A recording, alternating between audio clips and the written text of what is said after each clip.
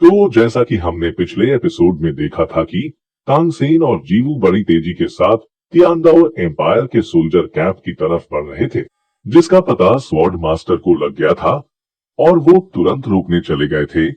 पर उन्हें ये नहीं पता होता है कि वो तानसेन और जीवू है। और अब जैसे ही स्वॉर्ड मास्टर वहां पहुंचते हैं, वैसे ही अपनी स्वॉर्ड से तानसेन और जीवू पर अटैक करना शुरू कर देते हैं। और ये देखकर तानसेन और जीवू उनसे बचने लगते हैं, पर स्वॉर्ड मास्टर की पावर्स ज्यादा होती है, इसलिए जीवू को बचने में मुश्किल होने लगती है।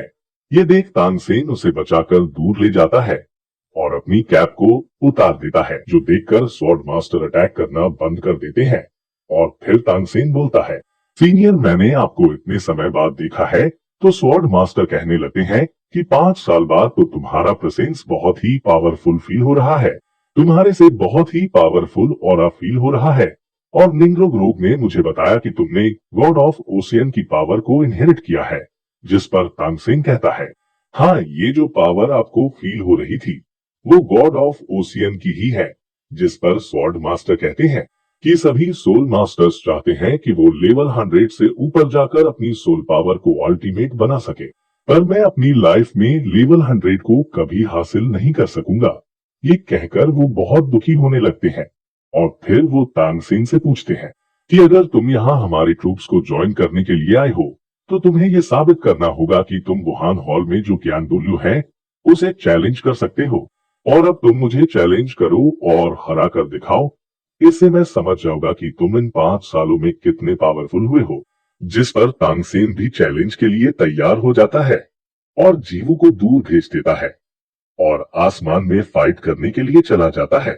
इसके बाद हम दीन और महोगजून को देखते हैं, जो आपस में डिस्कस कर रहे होते। तभी उन्हें आसमान में एक जोरदार एनर्जी का ब्लास्ट महसूस होता है और तभी इसके बारे सभी को पता चल जाता है, तो वो सभी उस तरफ निकल जाते हैं।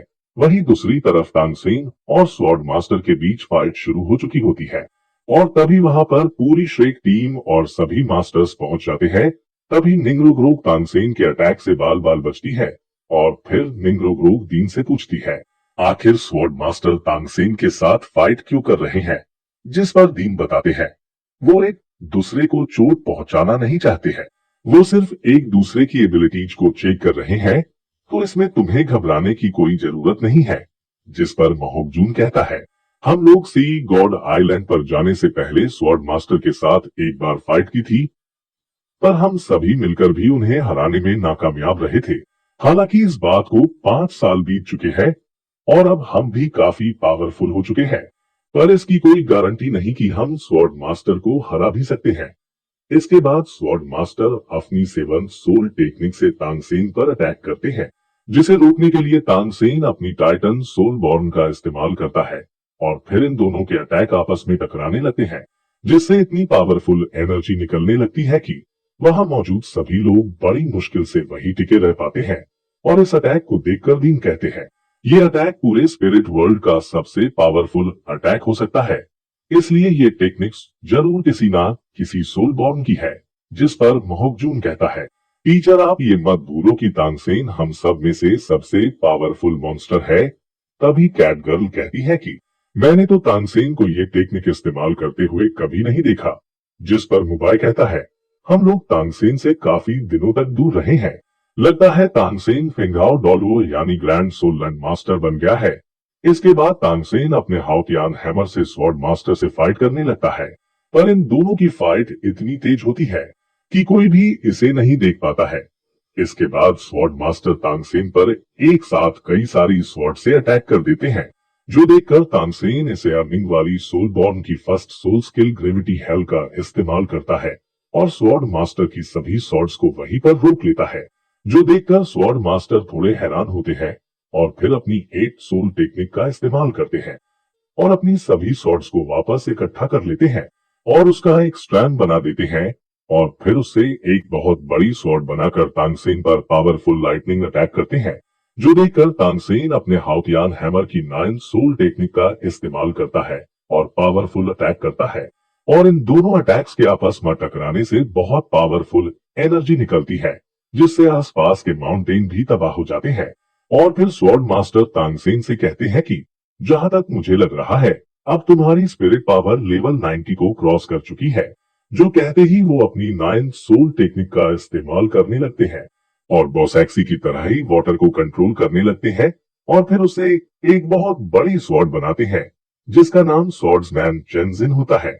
जो देखकर तानसेन सोचता है कि मेरी स्पिरिट पावर लेवल 93 पर है, पर फिर भी मैं स्वॉर्ड मास्टर से 4 लेवल नीचे हूँ। इसलिए मैं अगर अपनी स्पिरिट पावर पर डिपेंड रहता हूँ तो मैं इस अटैक को नहीं रोक पाऊंगा। जो कहते ही तांगसेन सी गॉड ट्रायंट को बाहर निकाल लेता है और ट्रायंट की थर्ड टेक्निक का इस्तेमाल करता है और स्वॉर्ड मास्टर की 9th टेक्निक को डिफेंड करता है और स्वॉर्ड मास्टर को वहीं पर ट्रैप कर देता है और फिर सी गॉड की स्पिरिट स्वॉर्ड मास्टर के उस अटैक को डिस्ट्रॉय कर लेती है जिससे एक पावरफुल शॉकवेव जनरेट होती है जिसे तियांदाओ एम्पायर के कैंप के सभी लोग भी महसूस कर पाते हैं। इसके बाद तांगसेन सोचता है कि मेरे इस अटैक की कंट्रोलिंग एबिलिटी कम हो गई है क्योंकि स्वॉर्ड मास्टर बहुत पावरफुल है।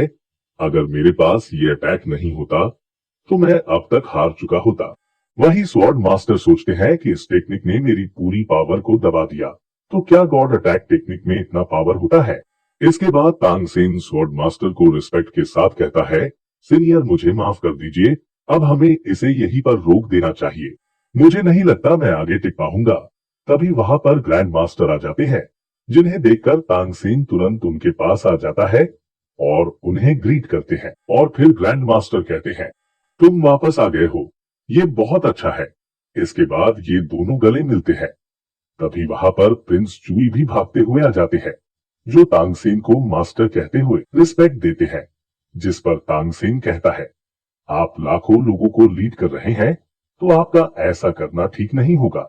तभी दीन और अरलुंग भी वहां पर आ जाते हैं तो तांगसेन उन्हें भी ग्रीट करता है और फिर अरलुंग तांगसेन से कहती है, तुम्हारा सी गॉड आइलैंड पर जाना बेकार नहीं गया, पर जीवू कहाँ पर है।